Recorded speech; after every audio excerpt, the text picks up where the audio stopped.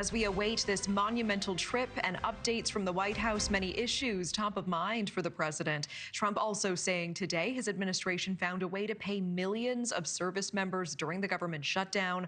Meanwhile, more than 4,100 federal workers were already laid off on Friday, according to a new court filing from the Justice Department. Plus, the announcement of a 100% tariff on Chinese goods starting November 1st. That's expected to have huge consequences for the average American. So joining us now is White House columnist for The Hill, Niall Stanage. Niall, thanks for joining us tonight. Good to be with you, Natasha. A whole lot to talk about. Let's start with the peace deal. We're seeing a lot of celebration. What are you tracking on the likelihood this peace deal will be followed through? And are there still challenges tonight?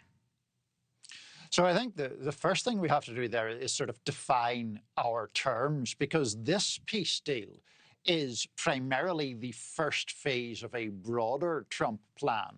So under what is happening right now, obviously the Israeli hostages are supposed to be released. There are supposed to be about 250 Palestinian prisoners and an additional 1,700 Palestinians held in detention without charge released. Aid coming in through the UN, not through the more controversial organization that Robert just profiled, and various issues like that. Then there's a broader question about what happens to the whole region. Will there ever be a two-state solution? Will Hamas disarm? How will the Gaza Strip be governed? All of those secondary, bigger matters, including things like the map you see there, those are much more vexing issues, I think, whereas it seems more likely that this first phase will go through. What are you expecting from President Trump early Monday morning as he heads to the Middle East? Well, one thing is I would assume he will take credit for this deal, as to be fair, he's entitled to do. I mean, he did put pressure on both the Israelis and some of the Arab nations in the Gulf to try to help make this happen. I would also think he's going to try to strengthen the position of Benjamin Netanyahu, who you see there, because Netanyahu, though a pretty hardline figure himself, to say the least, does have other figures in his government even further to the right who have been critical of this deal. So I imagine that Trump will praise Netanyahu.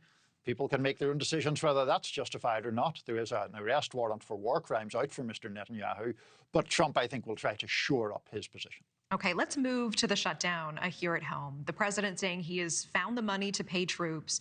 Also, thousands of federal workers already fired. What seems to be the reasoning behind this decision while there's no paycheck for everyone else who works for the government? So the stated reason by President Trump is the idea that he doesn't want Democrats to hold metaphorically hostage troops, members of the armed services in this country.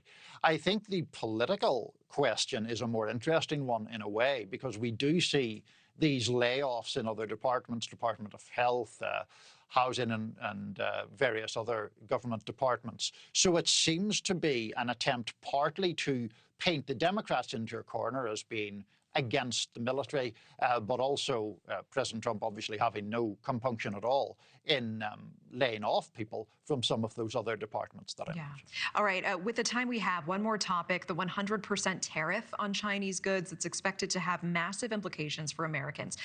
What prompted this now, and what will this mean for American consumers and American businesses? So this is a rare controversy where President Trump wasn't the primary instigator of the escalation, actually. The primary escalation came from China, where Xi Jinping and his comrades put new export controls on rare earths. Make a long story short, these minerals are vital for computer chips, for a lot of other products, and the Chinese put in really tight restrictions on those. That was a pretty aggressive move from China, so President Trump responding with this threatened 100% tariff. So, you know, a pretty strong exchange of blows, I would say, between China and the United States, and that hit the American stock market pretty hard on Friday, where we saw both the S&P 500 and the tech-heavy NASDAQ fall quite significantly. All right, Niall Stanage, appreciate the context, the time, as always. Thank you so much. Thank you. Thank you for watching. Subscribe below and download our NewsNation app right now on your phone, and you will get fact-based, unbiased news for all Americans.